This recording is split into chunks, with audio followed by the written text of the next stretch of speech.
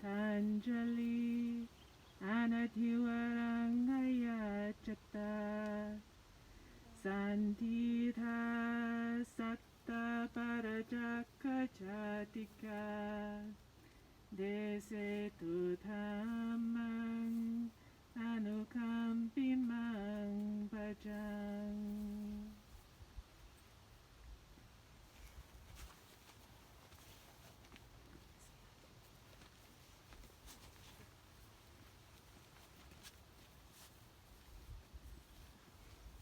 Nasa bhagavato arahato samma sambuddhassa. Namo tassa bhagavato arahato samma sambuddhassa. Namo tassa bhagavato arahato samma sambuddhassa. Dear friends, just this morning we were speaking about the value of a brief Dhamma talk. We noticed that on the computer, at the Facebook or the Twitter or these other types of social media, that something that only takes 10 seconds or less can be very popular, but then a talk that would go on for 30 minutes, 50 minutes, an hour and a half, or a long talk might not be listened to all the way through because of the way our culture is changing. Ayya Suchita told a wonderful story about a very venerated Zen monk who finally, after much persuasion, was willing to come to a large assembly of monastic and lay followers to give a talk. Do you want to say what he said?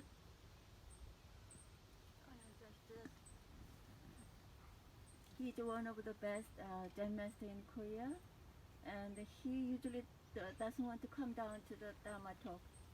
And one day, all the teachers visit him and then bowing him and then please come down to give one Dhamma talk, even a few minutes. And then he very hardly agreed. And then next Vesak day, he came down. So our Jogi order is the headquarters. It's very big lineage. So they had in the Seoul, they have a big temple, and full of the people sitting there and then waiting him. Finally he arrived, and then people were very, very excited and waiting him what should him say. So everybody showed him and until he quietly come in and then sit down. So everybody waiting to preparing their mind and then very happily. And then he look around very, very slowly, all the people one by one, each one. And then he said, my Dhamma talk is done. And then when he passed away, passing the day, he gave it to all his disciples. And one word for the when Zen masters passing away, they give us the very short the verses. He said, mountain is mountain, water is water. That is his last verse for the passing away. So we, in Korean people really, really respect him. That he's teaching for many 40 years maybe. He was a really, really great teacher. So. Sangchal continue. The four words that I think of are the Buddha's last four words. A similar kind of a situation, At the end of his life, some bhikkhus who had attained their awakening were calmly meditating, and some who had not yet finished their work were in fear and grief, terror, weeping. And I think that throughout the world, the entire world was struck with anxiety about what would happen after the final parinibbana of the Buddha when he was no longer there. The Buddha said, Vaya Dhamma Sankara Apamadena Sampadeta. He said, Vaya Dhamma means having the nature to cease, to fall apart, to go away, to be lost, to become corrupted. And that is the nature of sankhara, all the conditioned things in this world. The Vaya in Vaya Dhamma is the opposite of Ayya.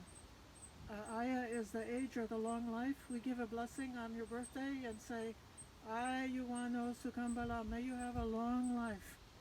Or we could say that the mother gives her life to protect her child. That's her Ayya, her long life. So we wish that we could have a long life that would last forever, but we can't. And we wish that the Buddha would have a long life, that he would last forever, or at least last a little bit longer, until we had time for all the beings who wish to accomplish would be able to finish their work. And so then the sankhara that he's referring to, the conditioned thing that he's referring to, is his own body, or his own five aggregates, the body and the consciousness and the different components of a human being have the nature to fall apart, to come to an end. You see how frightening it is. It's kind of almost something that could cause anxiety, but at the same time, it must have been spoken by the Buddha in an attitude of great kindness and compassion, in telling his disciples, this is reality. We all must face this reality. And so in our world,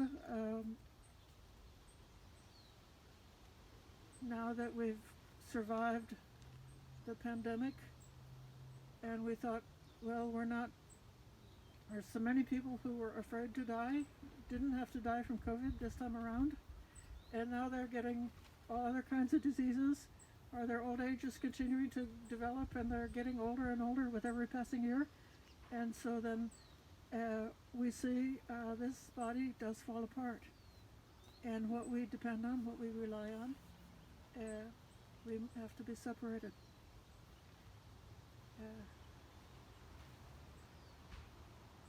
During the first 25 years of the time that I was aware of the Dhamma, studying the Dhamma, I had one bhikkhu teacher who was my primary teacher, and I always just depended on eventually being able to accomplish something as a result of the relationship that I had with my teacher. And then eventually in 2010 there came a time that I was departing from the living at the Bhavana Society where my teacher was, in a certain way like a chick being pushed out of the nest. And Bhante said to me, Vaya Dhamma Sankara Apamadena Sampadeta. You have to be separated. You cannot just be depending on the inspiration of a teacher or a person or a relationship or a situation or a place or anything in particular. You've got to do for yourself. And this is the second part of the lesson. Apamadena Sampadeta. Apamadena is often translated as with heedfulness or with care. Pamada is to be oblivious, not mindful, unaware, not remembering what's what, not remembering what you're about, being unclear, being sort of like foggy and just really not knowing and forgetting why you are here. And then apamadena is the opposite of that, and that it has a certain tone. To me, it's not that the Buddha is frightened or that he's negative, but when you say apamadena sampadeta, it means be afraid, because if you let down your guard, if you don't keep up the control of the senses, if you don't keep your mind in the right direction, then the kilesas, or the hindrances, defilements, and negativities can creep in, and different negative habits can come along. And so we're not safe until we reach the goal. And then the last word in this is sampadeta, and that is referring to striving and making an effort with a purpose. So it's not just that you're running around being busy all the time, it's that you know what the purpose is, and you know the difference between what you might do that is supporting your purpose or what you might do that's opposite your purpose. And you should be afraid of even a small minute of being unmindful and negative, of doing something that's regrettable, because it is a real danger. So we are making that distinction, and we have the motivation because we know the goal is possible for a human being. It was proved by the Buddha. It was proved by the Arahants and the noble people of the olden times. It was proved by the lineage of the Sangha and the lineage of the enlightened people going all down through the history of Buddhism.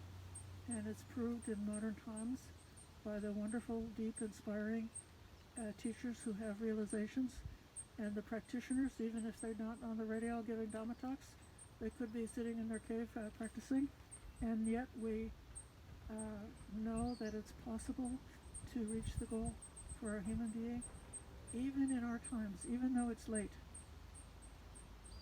even though the world is falling apart, even though the body is falling apart, even though our teachers are also getting older and older as every day goes by, and we can't ask them to live forever, but we have to strive for ourselves with that idea and with that purpose.